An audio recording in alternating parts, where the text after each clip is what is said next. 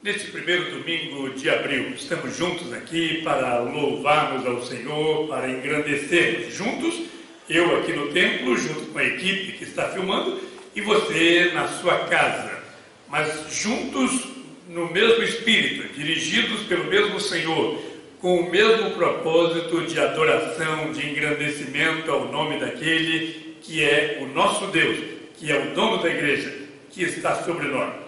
Quero convidá-lo para reunir a sua família, para que juntos leiamos a Bíblia, para que juntos oremos ao Senhor, para que juntos louvemos engrandecendo ao Deus dos deuses.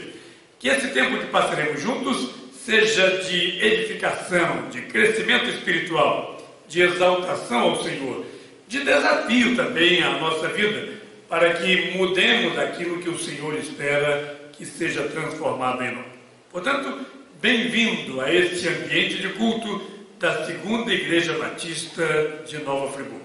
Que Deus mesmo nos abençoe. Amém.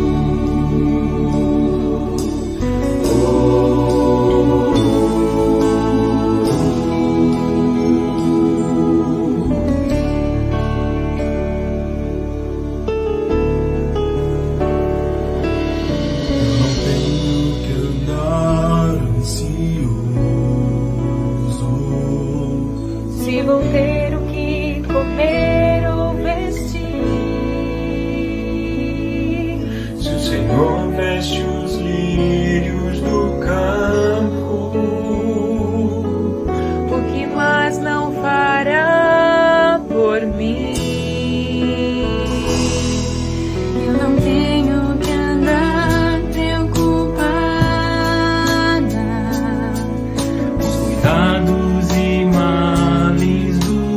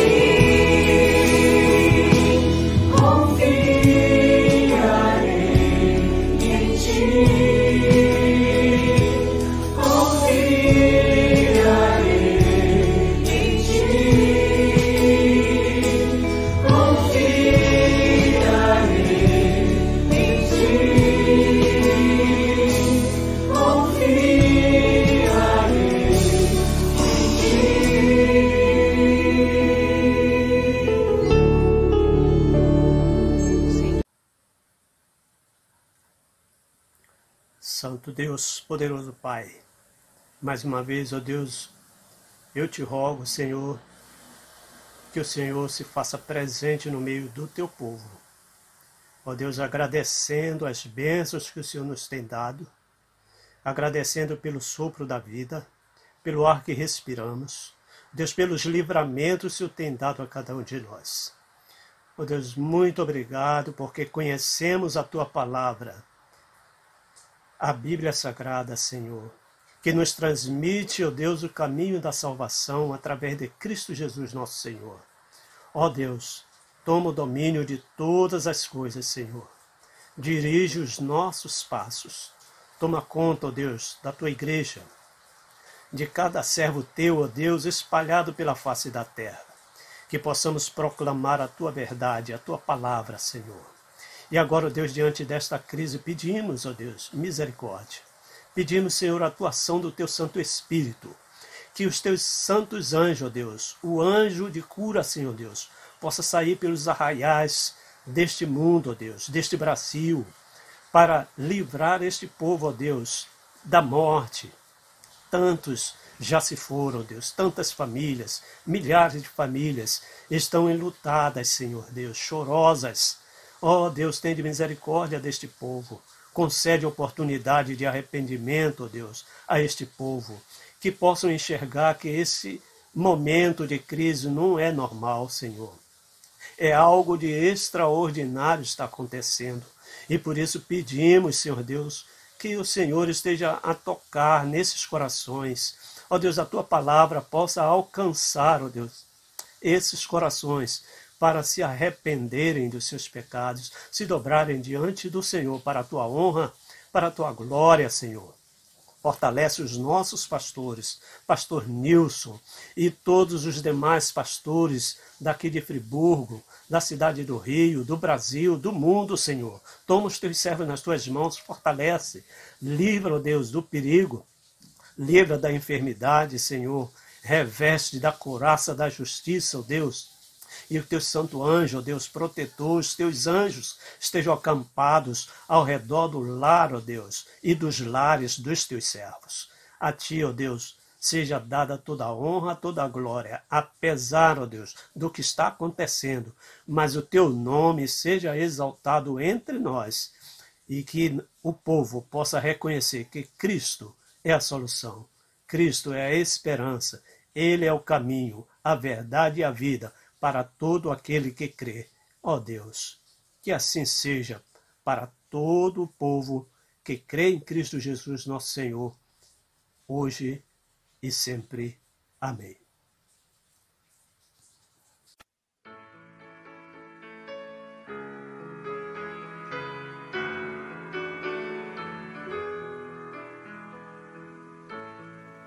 Nós, os jovens, temos desafios bíblicos para algumas famílias da igreja. Vamos acompanhar? Quero saber da família Coelho, pessoal aí, Marcos, Sinara, Leidiane e os familiares, os nomes dos discípulos de Jesus.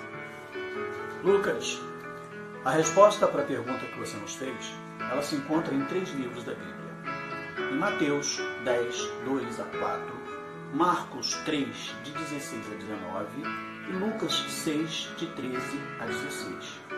E o nome dos 12 discípulos que seguiram a Jesus são Tiago, filho de Alfeu, Tadeu, Simão Zelote, Judas o Iscariote. Simão, chamado Pedro, André, Tiago, filho de Zebedeu, e João.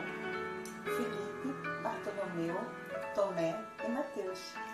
Agora eu gostaria de saber da família Bellarmino sobre as cartas escritas por Paulo. Quantas foram escritas e para quem? Oi, Anne. Então, Paulo escreveu 13 cartas. Coríntios, 1 Coríntios, 2 Coríntios, Gálatas, Efésios e Romano. Filipenses, Colossenses, Tessalonicenses e 2 Tessalonicenses. 1 e 2 Timóteo, Tito e Filemão. A carta de Hebreus tem uma divergência. Os teólogos divergem quanto à relação à sua autoria. Por isso não é estabelecido que seja uma das cartas escritas por Paulo. Leia para nós um capítulo da Bíblia. É com vocês, família Oliveira. Então, Márcio Damas, nós vamos falar o Salmo 134. Venham e louvem a Deus, o Senhor, todos os seus servos, todos os que de noite servem no seu templo.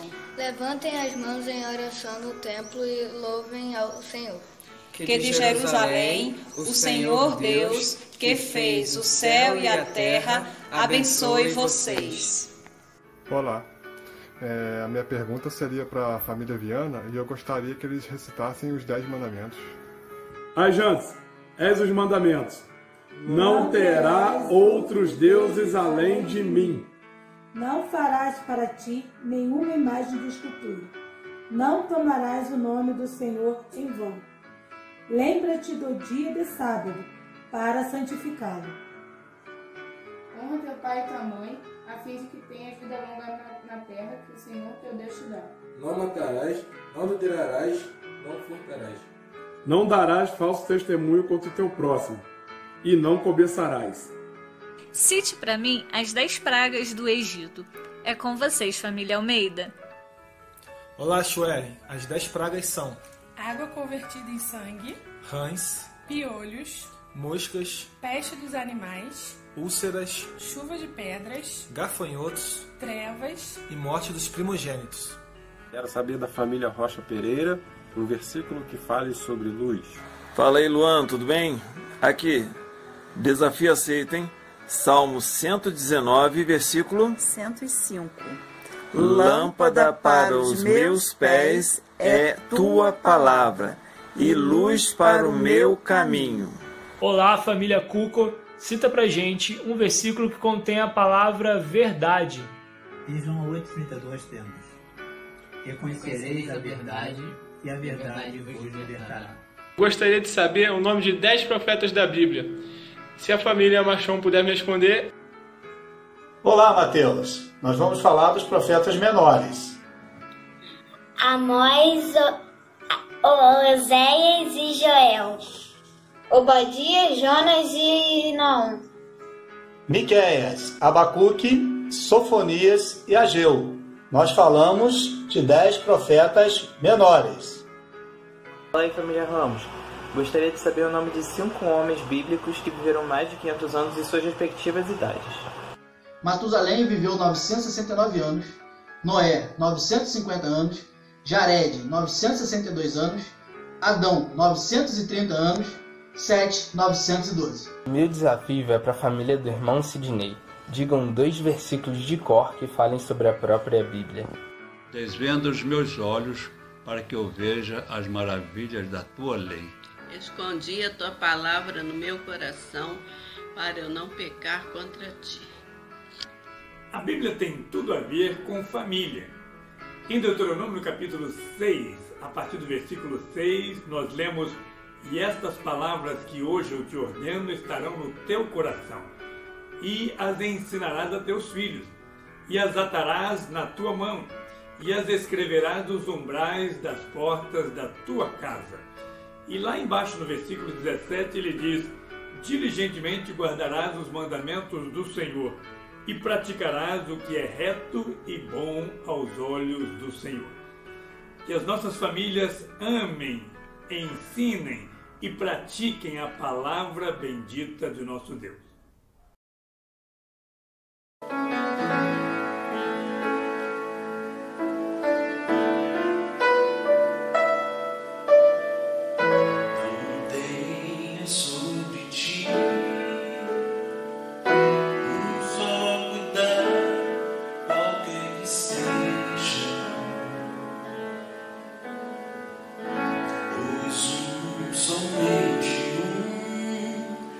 Seria muito para ti.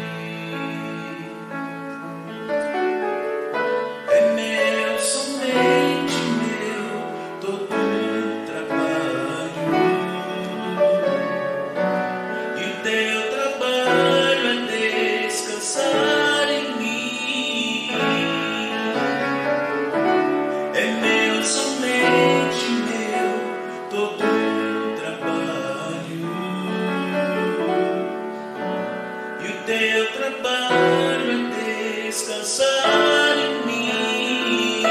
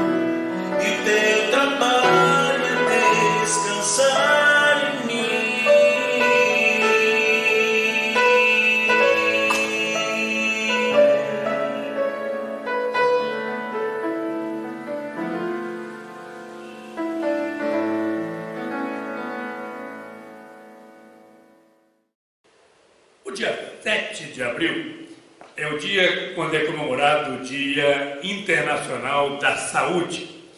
E nós vamos comemorar o Dia da Saúde em meio a uma pandemia, em meio a uma preocupação mundial a respeito de como preservar a nossa saúde, como preservar a nossa vida. E eu quero com você meditar sobre o seguinte desafio: o que realmente contamina ao homem? Eu quero ler o texto de Mateus, capítulo de número 15, e Jesus estará falando sobre como evitar a contaminação e como viver uma vida sadia diante de Deus. Mateus, capítulo 15, eu vou ler de 7 a 10 e depois de 15 a 20, e diz assim: Hipócritas, bem profetizou Isaías a vosso respeito, dizendo: este povo se aproxima de mim com a sua boca e me honra com os seus lábios, mas o seu coração está longe de mim. Mas em vão me adoram, ensinando doutrinas que são preceitos de homem. E chamando a si a multidão, disse-lhe: ouvi e atendei. O que contamina o homem não é o que entra na boca, mas é o que sai da boca, e isso é o que contamina o homem. Versículo 15. E Pedro, tomando a palavra, disse: explica-nos esta parábola. Jesus, porém, disse: até vós mesmos estáis sem entender? Ainda não compreendeis que tudo que entra pela boca desce para o ventre e é lançado fora? Mas o que sai da boca procede do coração, e isso contamina o homem.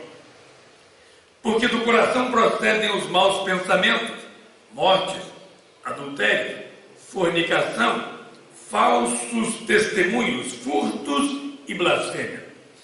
São estas coisas que contaminam o homem, mas o comer sem lavar as mãos, isso não contamina o homem.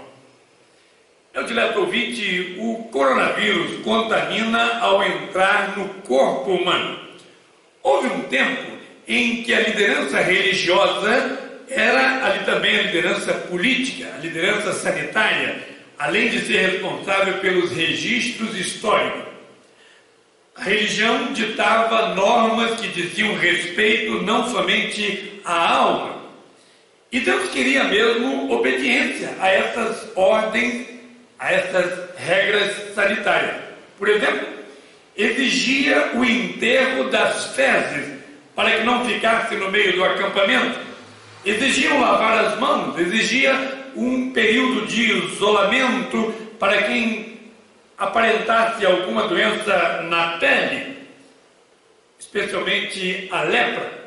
Exigia um exame minucioso da carne e da pele se aparentasse algumas doenças. Cuidar da saúde, cuidar da dieta, cuidar da higiene era um dos aspectos da religiosidade, e Deus continua interessado em que cuidemos do corpo, templo do Espírito Santo. Mas, se Deus se interessa tanto por esse corpo que tem um propósito temporário, que vai voltar ao pó, o que dizer do seu interesse pela alma que dura eternamente? Se Deus tem regras para o alimento, para a saúde, para a higiene, quanto mais devemos estar atentos às regras de Deus para o cuidado do interior. A religiosidade na época de Jesus estava presa ao cerimonial legal e exigia o cuidado com o que se entrava pela boca, por exemplo, com lavar as mãos. Isso, embora tivesse a validade, isso não podia determinar a pureza da alma, como alguns imaginavam que isso influenciasse. Hoje, nós não somos como os judeus. Temos uma outra mentalidade. Sabemos com toda clareza que a religiosidade é muito mais do que cerimônia, muito mais do que o cuidado com o corpo. Mas corremos o mesmo risco de não entendermos realmente aquilo que contamina o homem. Corremos o risco de vivermos uma religiosidade de aparência. corremos o risco de nos contentarmos com o padrão que nós mesmos estabelecemos para o nosso viver religioso.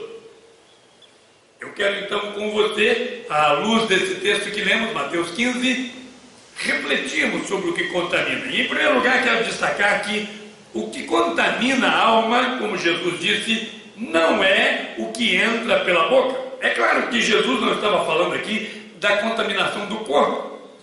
O corpo, sim, se contamina por aquilo que entra pela boca, se contamina pelas mãos sujas, e haja álcool, haja água com sabão para purificar toda a imundícia. Existem alguns hábitos nos diversos países sobre banho, sobre separação de utensílios, sobre o uso da mão na alimentação, que não são os mais aceitos em termos de higiene e em termos de alimentação adequada. Embora o corpo crie defesas em relação a essas questões, isso acaba sendo um modo de propagar enfermidades. Mas Jesus estava dizendo aqui que as coisas que interferem diretamente no corpo e recebem do corpo o tratamento adequado, seja através do excremento, seja como vitória da saúde equilibrada, isso pouco tem a ver com a saúde da alma. No versículo 8 e 9, Jesus equipara essa atitude cerimonial de lavar as mãos, de cuidar do exterior, com doutrinas e preceitos que são de homem. Chama ainda de atitude religiosa professada apenas pela boca e não pelo coração. Interessante que Jesus repreendeu aquele povo que parece que fazia tudo perfeito, tudo direitinho. Disse Jesus, eles se aproximam de Deus, eles honram a Deus com os lábios, eles adoram, eles ensinam doutrinas, mas Deus não estava recebendo o culto daquelas pessoas. Você já imaginou uma pessoa contaminada pela Covid-19 lavando as suas mãos várias vezes com água e sabão, com álcool, mas expelindo através da sua boca, em cada palavra, o vírus para as pessoas ao redor? Isso pode acontecer muito mais do que imaginamos. E é isso que aqueles religiosos estavam fazendo, lavando as mãos, mas exalando o pecado, vivendo, demonstrando aquilo que estava presente no seu coração.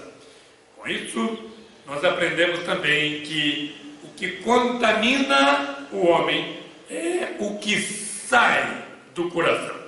Jesus não estava abolindo a lei. Jesus não estava contrariando os princípios da higiene. Jesus estava dando uma amplitude que a religião deve ter em nossas vidas. Jesus explicou que o que influencia ao homem, o que impacta não por uma quarentena, mas pela eternidade, é o que procede dos pensamentos. Versículo 19 diz, o que é que sai dos pensamentos? O que é que nasce ali? Temos algumas coisas que Jesus disse estarem presentes no pensamento. Morte. Matar não é só apertar o gatilho contra alguém, mas Jesus disse que ao se encolerizar, a pessoa já está matando a outra. Vejam a dimensão da religiosidade.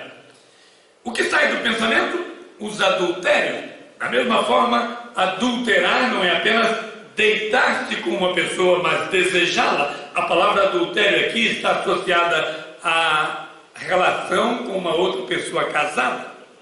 Jesus usou também a palavra fornicação, diz respeito aos pecados sexuais, aos desejos da carne entre pessoas solteiras. E Jesus acrescentou furtos, falsos testemunhos, blasfêmias. Isso sim é o que contamina o homem. O tipo de religião que exige de nós o fazer isso ou deixar de fazer aquilo, isso é até fácil. Imagina, por exemplo, se todos que lavassem as mãos ou comessem certos tipos de comida entrassem no reino dos céus. Isso seria moleza, e é isso que aqueles religiosos estavam querendo.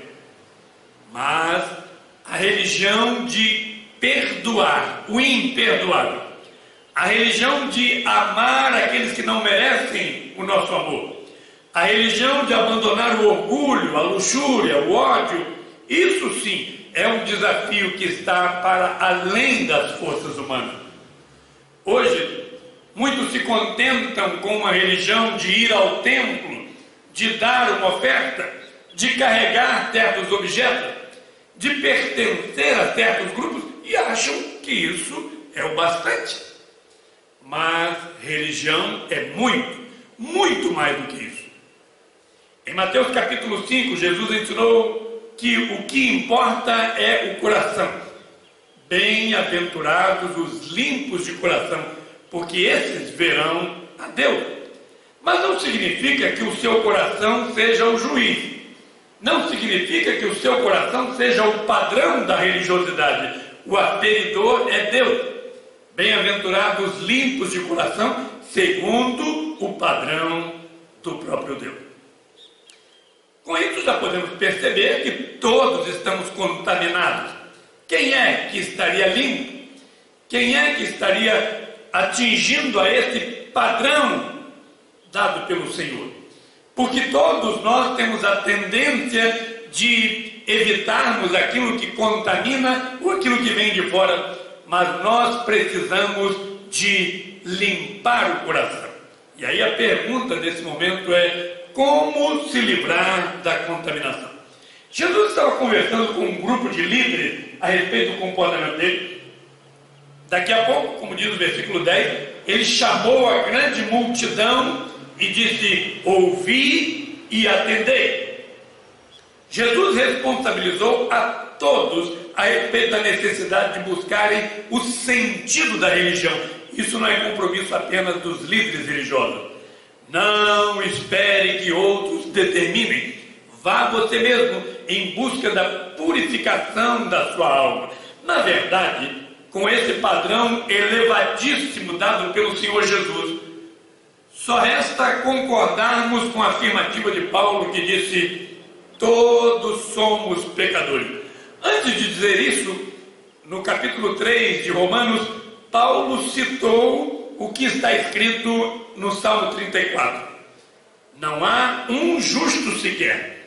Não há ninguém que entenda. Não há ninguém que busque a Deus. Romanos capítulo 3, versículos 10 e 11. Se estamos todos contaminados por esse vírus do pecado, para nos livrarmos desse vírus mortífero, eu preciso buscar o padrão. E volto então à ordem de Jesus no versículo 10. Ouvi e atendei. Pedro, tomando a palavra, como diz o versículo 15, disse: eu não estou entendendo, Senhor. Explica-nos esta parábola. Vocês ainda não entenderam?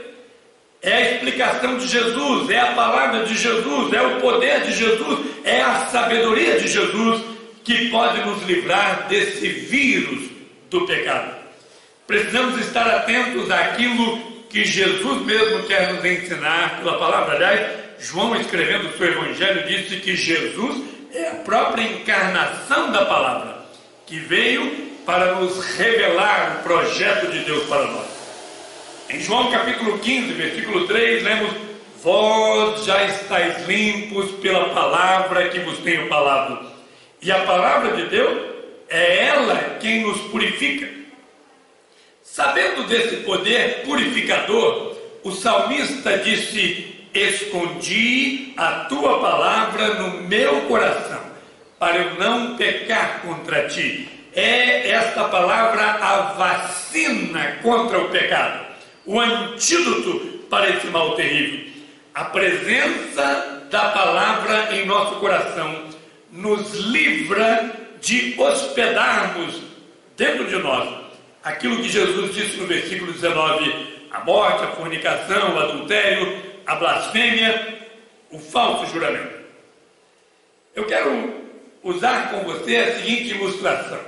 Se você tiver uma calçada de pedra perto da sua casa, onde caiam folhas de árvores, onde caia a chuva, você vai perceber que com o tempo aquelas pedras que antes poderiam ser claras, limpas, tornar-se-ão com bastante limo, com bastante sujeira das folhas, mesmo que você varra todos os dias. Aquelas pedras ficarão sem a poeira por causa da varredura que você fez. Mas com o tempo, elas ficarão tão sujas que dependerão de uma lavagem, de esfregar para voltar à pedra original. Em nossa alma, mesmo varrida pela religiosidade cerimonial, nela ficam incrustadas a maldade, a competição, as lembranças dos erros dos outros, a perseguição disfarçada e tanto mais. E é por isso que essa palavra precisa morar em nós. Paulo, escrevendo aos Colossenses, diz: e a palavra de Cristo habite em vós abundantemente. E o pior, meus amados, é que nos acostumamos com a calçada impregnada de lodo, até que ela seja lavada. É preciso o mover do Espírito, usando essa palavra reveladora de Deus, que mostra a sujidade do nosso coração e o querer renovador de Deus. Em João capítulo 17, versículo 17, Jesus disse: santifica-os na tua verdade, a tua palavra é a verdade. Que oração linda Jesus estava fazendo por mim e por você, pela sua igreja, pelo seu povo, pedindo ao Pai que nos purificasse, que nos limpasse com essa palavra.